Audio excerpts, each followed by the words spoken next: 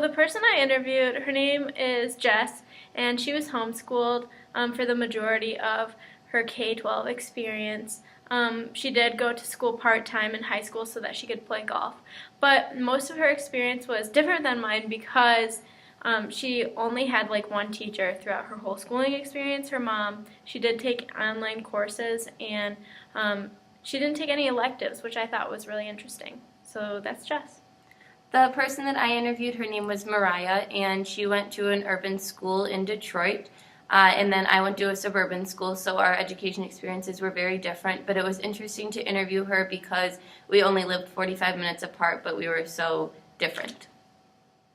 The person I interviewed, her name was Leah, and she went to a suburban school, and it was really interesting to hear about how her teachers really motivated her throughout high school, especially when it comes to being prepared for college.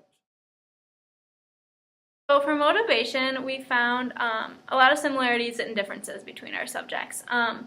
My subject, Jess, she was intrinsically motivated in the subjects she was interested in, like English and social studies, whereas subjects that became more difficult for her, like math and science, she was extrinsically motivated by grades. In the same way, Bethany's subject, she was intrinsically motivated with vocational classes such as cosmetology and the car thing. And also, Arzane's subject was extrinsically motivated by grades. So we see a lot of similarities here. Students who take classes that they're interested in become more intrinsically motivated. Their motivation is internal. They like doing it, so they do it. They are interested in the subject, so they learn it. Whereas there is a certain pressure for all students of all backgrounds to get good grades, to do well in school, to graduate, no matter if they come from an urban school or they were homeschooled. Another similarity we discussed between our subjects was both Arzane's subject and mine were motivated by the people around them. Jess, for instance, she was constantly motivated by her mom, who was her major teacher throughout her schooling experience. Her mom was always there to help her do well, to figure out how she learned best, and to figure out what she wasn't doing right and was doing right. So she was always there pushing her daughter to do better, and that motivated Jess a lot because it showed her that her mom cared. Likewise, Arzane's subject, she said that her friends were a great motivator for them, and they had like study groups, and they took the same classes a lot of times, and so they were always there encouraging each other to do well.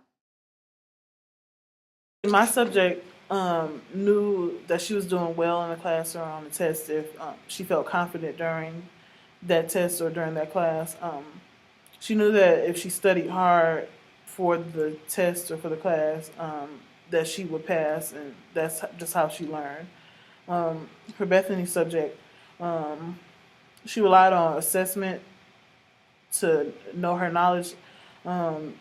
She couldn't reflect on her own learning, so she basically relied on the grade just to see how she learned. And for Zoe's subject, her and her mom basically regulated what helped her learn best in these different courses. So Bethany and Zoe's subjects had differences in a more obvious way because Zoe's subject reflected on her learning a lot, and she knew exactly what she needed to do to learn the different material in classes. And as for Bethany's subject, she relied more on a grade, and she needed that to help her understand how she's doing. Me and Zoe's subject are similar because they both can reflect on their learning.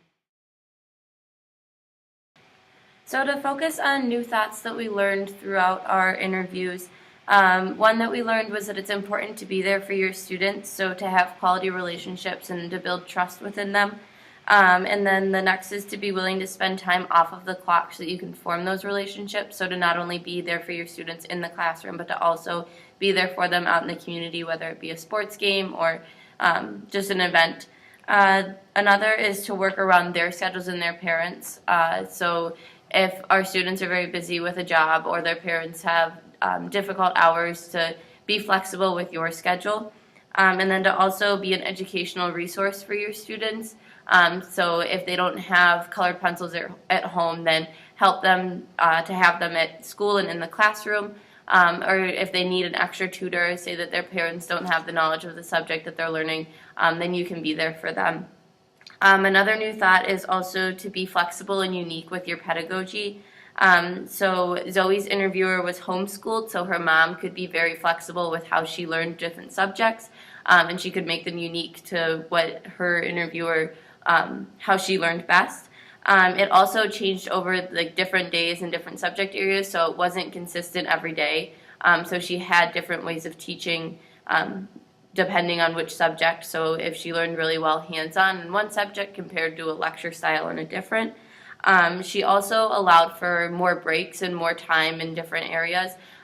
So say she couldn't handle learning one thing all at once, then she was able to have a break, or she needed more attention in another, she could spend more time in that area. So in order to use what we learned from our interviews in our teaching and in our classrooms one day, we had two ideas. So the first was to allow for a weekly checkup quiz, whether it be worth points or just for participation. This way we could reach out to students who don't have a very strong sense of metacognition and they're able to see their knowledge on paper.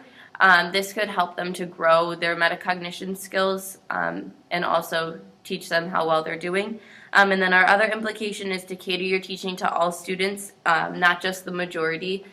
So there's a lot of different ways that students learn, and we can tackle those by mixing things up and not only lecturing in class or only doing experiments.